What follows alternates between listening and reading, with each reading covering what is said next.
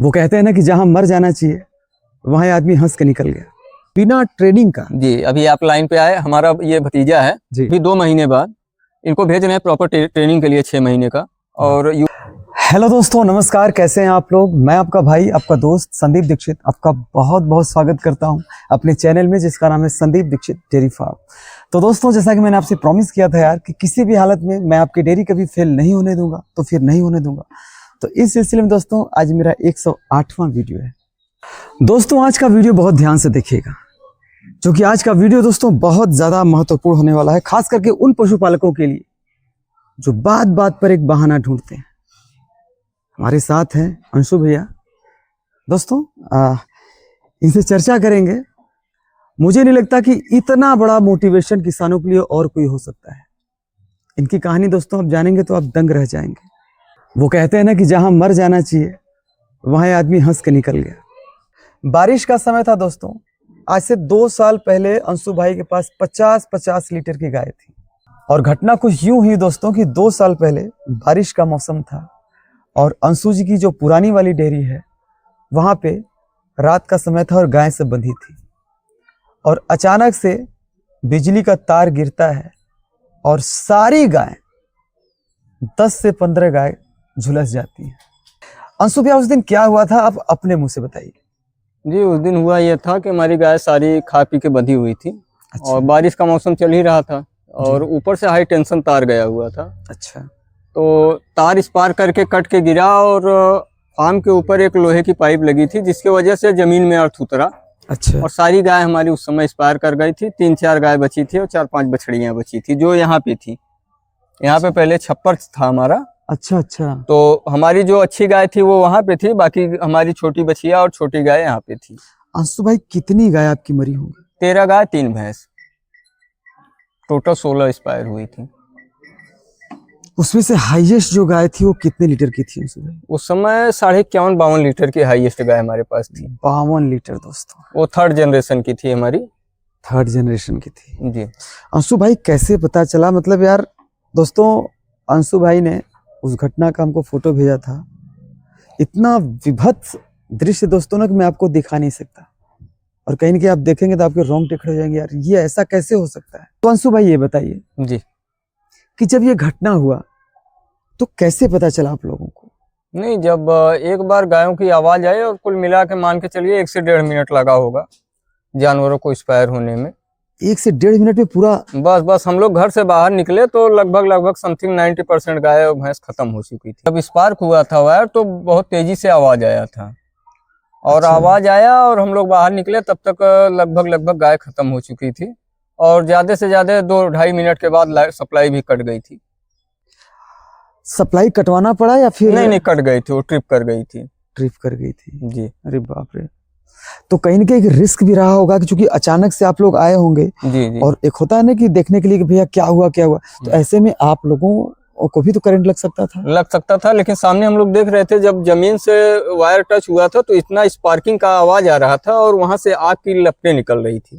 तो हम लोग वहां पे कोई नहीं गया और लगभग 2-2.5 मिनट के बाद जब लाइट कटी थी उसके बाद हम लोग गए, तब तक गाय हमारी सारी खत्म हो चुकी थी। अंशु भाई कितने जनरेशन की गाय आपके पास थी? हमारे पास 3rd-4th जनरेशन तक की हम लोगों की ब्रीड की हुई थी। अब सोचिए दोस्तों कि हम लोग जब कोई अच्छी गाय लाते हैं उसके ऊपर ब्रीडेड सीमन डलवाते हैं, जब बछड़ी आती है कहीं ना कहीं तो हमको खुशी मिलती है। हम लोग बोलते हैं भाई 1st जनरेशन की बछड़ी आ गई।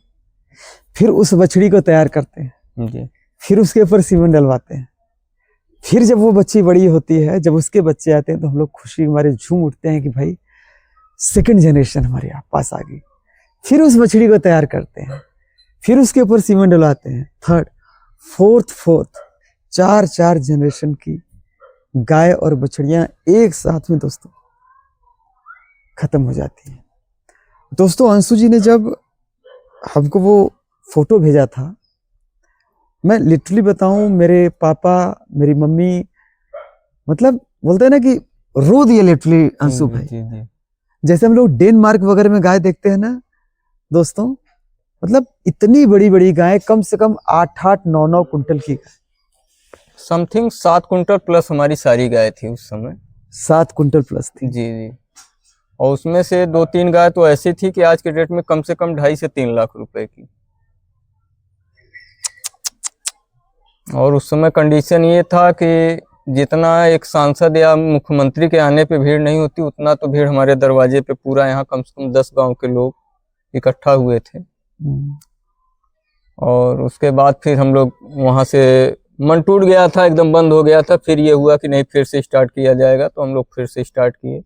दोस्तों, अंशु भाई के पिताजी से जब इसके पहले मैं इनके घर आया था, जब मैं मिला इनके पिताजी से, तो इतना भावुक कर देने वाला क्षण था कि अचानक वो पकड़ के रोने लगे। और उनको दोस्तों रोते हुए देख कर ना, मतलब अंदर से इतना कष्ट हुआ कि मैं बता नहीं सकता आपको। और उस दिन दोस्तों मैंने एक संकल्प लिया था कि मुझे नहीं पता कि फ्यूचर में मेरा क्या होने वाला है, बस इतना जानता हूं दोस्तों कि लोग हमको मेरे काम की वजह से जाने।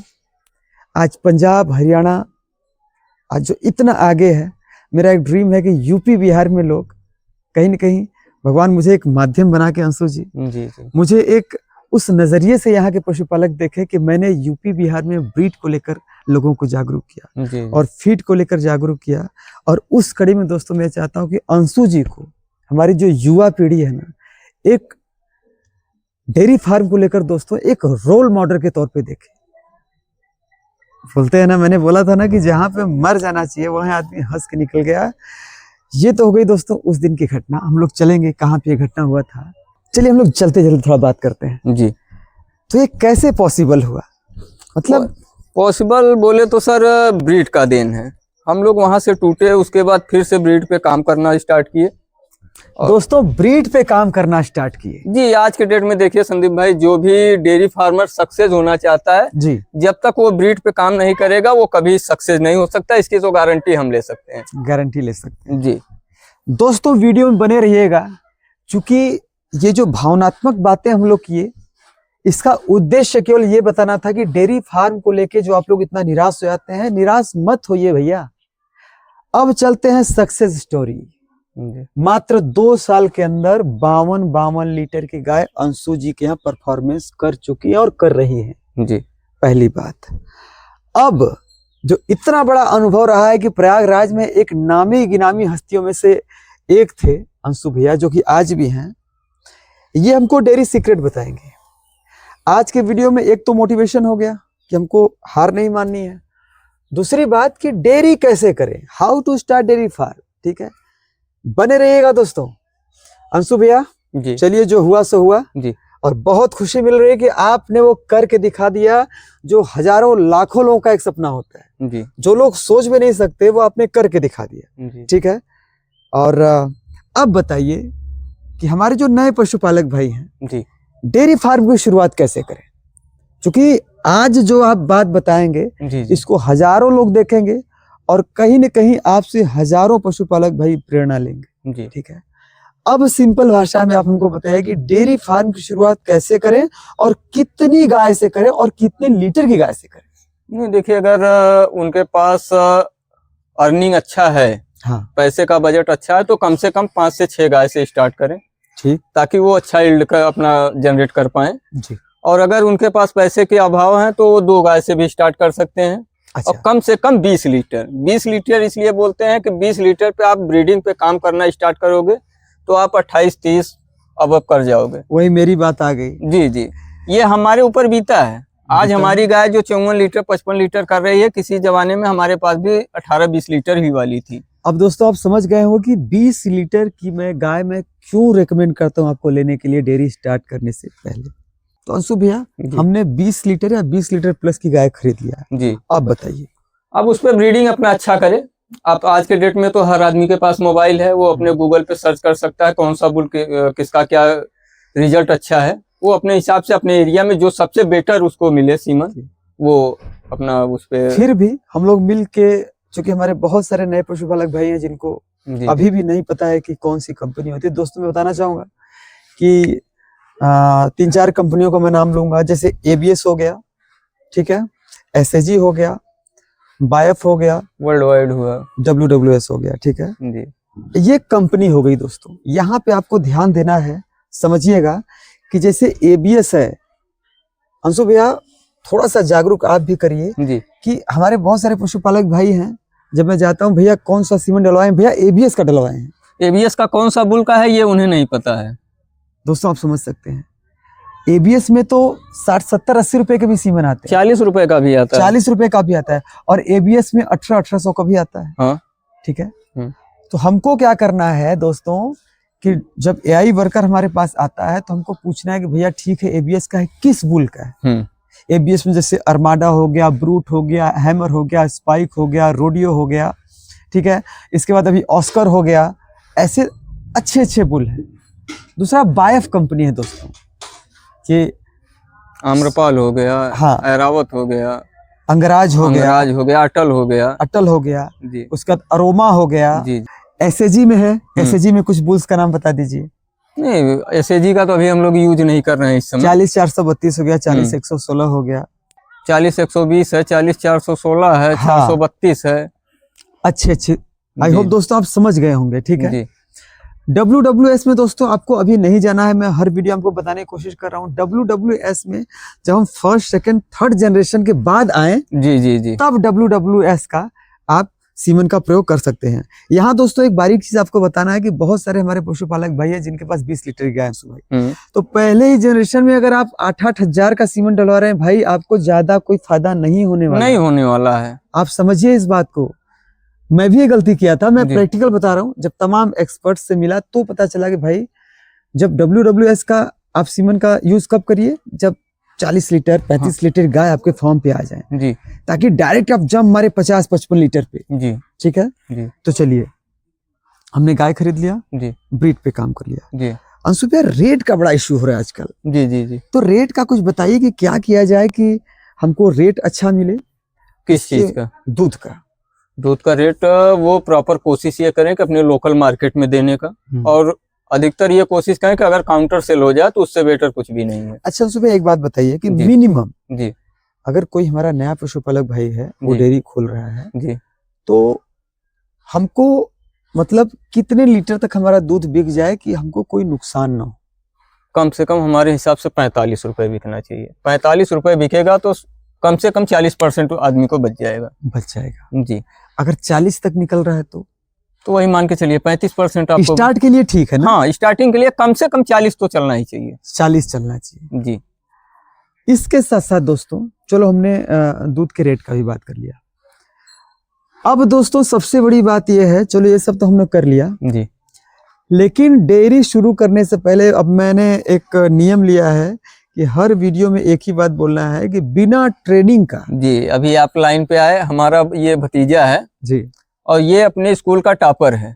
अच्छा, लोग यहाँ सोचते हैं कि हम अपने बच्चे को इंजीनियर बनाएंगे जी, लेकिन इस लड़के को हम अभी 2 महीने बाद इनको भेज रहे हैं प्रॉपर ट्रेनिंग के लिए 6 महीने का। और यूपी के सबसे बड़े सर्जन उमर खान को काफी लोग जानते होंगे, उनसे हमारी बात हुई, उन्हीं के पास ये बच्चा जा रहा है। अच्छा, तो प्रॉपर ये ट्रेनिंग करके आएगा और उसके बाद फार्म चलाएगा। बहुत अच्छा।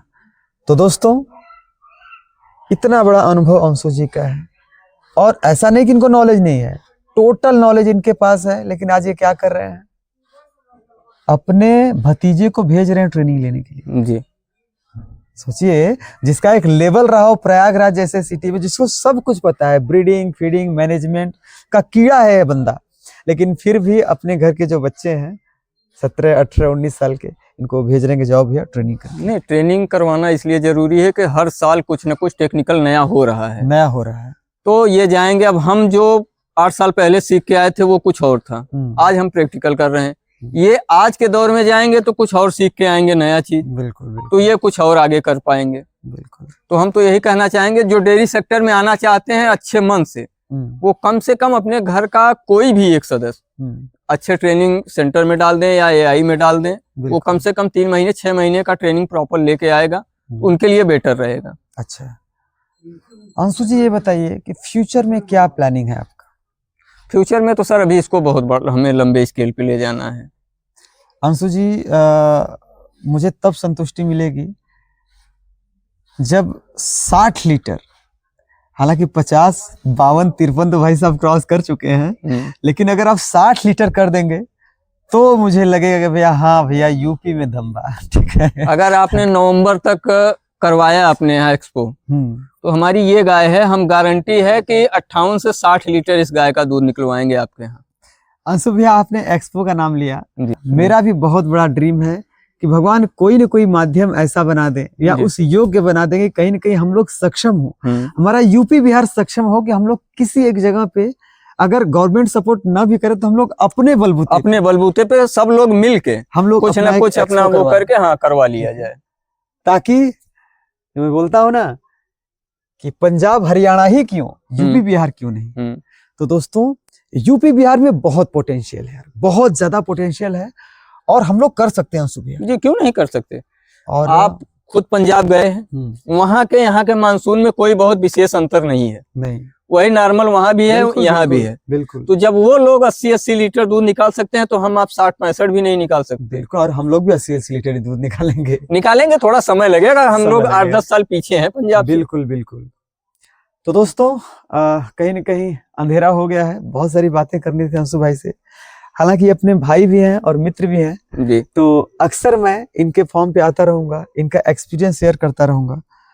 तो दोस्तों, आई होप कि आज का वीडियो आपको पसंद आया होगा। तो दोस्तों, आज का हमारा वीडियो आपको कैसा लगा? अगर हमारा वीडियो आपको पसंद आया तो प्लीज यार इसको लाइक करें, कमेंट करें, शेयर करें और सब्सक्राइब करना बिल्कुल भी ना भूलें और अपने भाई को सपोर्ट करें और अपना बहुत बहुत बहुत ख्याल रखें। तब तक के लिए टेक केयर।